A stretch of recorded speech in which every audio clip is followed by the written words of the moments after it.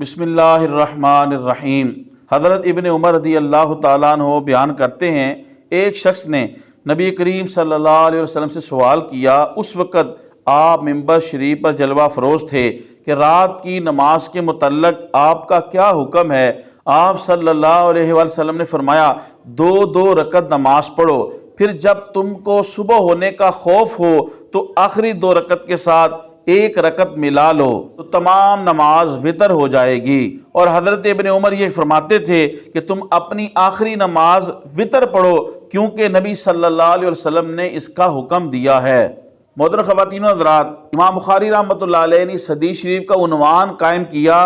مسجد میں حلقہ بنانا اور حلقہ بنا کر بیٹھنا، اور اس کے اوپر دلیل یہ حدیث پاک لائے کہ صحابہ کرام رضوان اللہ مجمعین پیارے نبی صلی اللہ علیہ وسلم کے ارد گرد حلقہ بنا کر بیٹھے ہوئے تھے اور حضور واعظ فرما رہے تھے، اور ایک شخص نے آپ سے ایک مسئلہ پوچھا۔ اس سے ثابت ہوا دین کے مسائل سننے اور سنانے کے لیے، قرآن مجید سننے اور سنانے کے لیے، ذکر اللہ کے لیے، نعت رسول مقبول کے لیے، تسبیح اور اذکار کے لیے مسجد کے اندر حلقہ بنا کر بیٹھنا جائز ہے۔ اور جن حدیثوں کے اندر نبی صلی اللہ علیہ وسلم نے مسجد کے اندر حلقہ اور ٹولیاں اور گروہ بنا کر بیٹھنے کو ناپسند کیا ہے، اس سے مراد دنیا کی باتیں ہیں۔ لہٰذا مسجد کے اندر نماز باجماعت سے پہلے یا نماز باجماعت کے بعد گروہ بنا کر، ٹولیاں بنا کر لہو و لعب یا دنیا کی باتیں کرنا، یہ حضور صلی اللہ علیہ وسلم نے اس کو ناپسند اور منع کیا ہے۔ ذکر اللہ کے لیے، ذکر خدا کے لیے، قرآن مجید کی تلاوت سننے سنانے اور مسائل دینیہ کو بیان کرنے اور سنانے کے لیے حلقہ بنانا جائز ہے، جو اس حدیث سے ثابت ہے۔ پھر اس حدیث پاک کے اندر مسئلہ پوچھا گیا کہ رات کی نماز کے متعلق آپ کا کیا حکم ہے، یعنی رات کے جو نوافل ہیں، تو نبی کریم صلی اللہ علیہ وسلم نے فرمایا 2 رکعت کر کے پڑھو۔ دوسری احادیث کے اندر 4 رکعت پڑھنے کا بھی ثبوت ہے۔ امام اعظم ابو حنیفہ رحمۃ اللہ علیہ کے نزدیک افضل 4 رکعت نفل پڑھنا ہے، اور امام اعظم ابو حنیفہ رحمۃ اللہ علیہ اس حدیث سے دلیل پکڑتے ہیں جو سنن ابی داؤد کی روایت ہے۔ حضرت عائشہ رضی اللہ تعالیٰ عنہ سے روایت ہے، رسول پاک صلی اللہ علیہ وسلم کی رات کی نماز کے متعلق سوال کیا گیا تو حضرت عائشہ بیان کرتی ہیں کہ رسول اللہ صلی اللہ علیہ وسلم لوگوں کو عشاء کی نماز پڑھاتے، پھر اپنے اہل کی طرف لوٹ جاتے، پھر 4 رکعت نماز پڑھتے، پھر اپنے بستر پہ تشریف لے جاتے۔ شیخ الحدیث علامہ غلام رسول سعیدی صاحب رحمۃ اللہ علیہ شرح بخاری کے اندر اس حدیث شریف کی شرح کے اندر آپ مزید تفصیل یہ لکھتے ہیں کہ نبی کریم صلی اللہ علیہ وسلم نے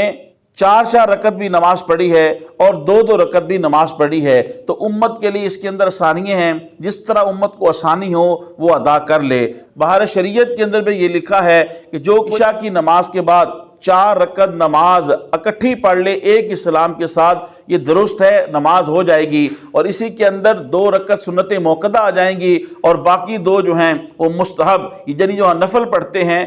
وہ مستحب نماز، وہ بھی اس کے اندر آ جائے گی۔ لیکن اگر 2 رکعت کر کے علیحدہ سلام کے ساتھ پڑھیں، یہ بھی جائز ہے، جو کہ اس حدیث پاک سے ثابت ہے۔ اور 4 رکعت نماز پڑھنا جو کہ امام اعظم ابو حنیفہ رحمۃ اللہ علیہ کا موقف ہے، وہ سنن ابی داؤد حضرت عائشہ رضی اللہ تعالیٰ عنہ کی حدیث سے ثابت ہے۔ پھر اس حدیث پاک کے اندر وطر کا ذکر آیا کہ اوپر شیخ الحدیث علامہ غلام رسول سعیدی صاحب رحمۃ اللہ علیہ نے بڑی تفصیل کے ساتھ لکھا کہ وطر جو ہیں وہ 3 رکعت ہی ہیں۔ چنانچہ سنن نسائی کے اندر حضرت ابی بن کعب رضی اللہ تعالی عنہ سے ہے کہ حضور صلی اللہ علیہ وسلم وطر 3 رکعت پڑھتے، پہلی رکعت میں سبح اسم ربک الاعلی سورت پڑھتے، دوسری میں قل یا ایھا الکافرون، اور تیسری میں قل ھو اللہ احد پڑھتے۔ سنن ابن ماجہ میں ہے حضرت ابن عباس سے، اس کے اندر بھی 3 رکعت نماز پڑھنے کا ثبوت ہے۔ مصنف عبد الرزاق کے اندر حضرت عبد الرحمن بن ابزہ رضی اللہ تعالی عنہ سے روایت ہے، اس میں بھی 3 رکعت پڑھنا کا ثبوت ہے۔ سنن ابن ماجہ کی روایت ہے، حضرت عائشہ رضی اللہ تعالیٰ عنہ سے سوال کیا گیا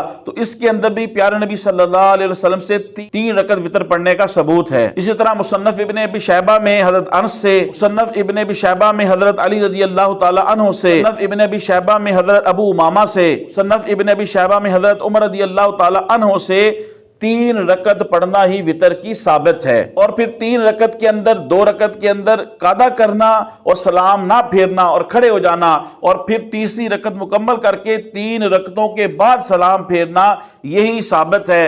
یہی سنت ہے۔ چنانچہ مصنف ابن ابی شیبہ میں حضرت عمر رضی اللہ تعالیٰ عنہ سے، حضرت انس رضی اللہ تعالیٰ عنہ سے، حضرت ابی بن کعب رضی اللہ تعالیٰ عنہ سے، اسی طرح حسن بصری نے کہا کہ مسلمانوں کا اس پر اجماع ہے کہ 3 رکعت پڑھ کر ہی وتر جو ہے وہ ایک سلام پھیرا جائے، کیونکہ حضرت عائشہ رضی اللہ تعالیٰ عنہ سے روایت ہے دم کٹے 3 رکعت وتر نہ پڑھے جائیں، یعنی اس سے پہلے 2 رکعت پڑھو یا 4 رکعت پڑھو۔ لہذا وہ لوگ جو صرف 1 رکعت پڑھتے ہیں وہ اس حدیث پاک کا مصداق ہے کہ وہ دم کٹے وتر پڑھتے ہیں۔ احناف الحمدللہ 3 رکعت وتر پڑھ کے سلام پھیرتے ہیں، لہذا 3 رکعت کے بعد سلام پھیرنا یہ بھی حضور نبی کریم صلی اللہ علیہ وسلم، صحابہ کرام رضوان اللہ مجمعین اور تابعین سے ثابت ہے، اور 3 رکعتیں ہی وتر کی پڑھنا یہ بھی ثابت ہیں۔ جس میں وتر کو مغرب کی مشابہت میں مکروہ کہا گیا ہے، اس کا مطلب یہ ہے کہ جس طرح مغرب سے پہلے نماز نہیں ہے اس طرح کے وتر نہ پڑھو،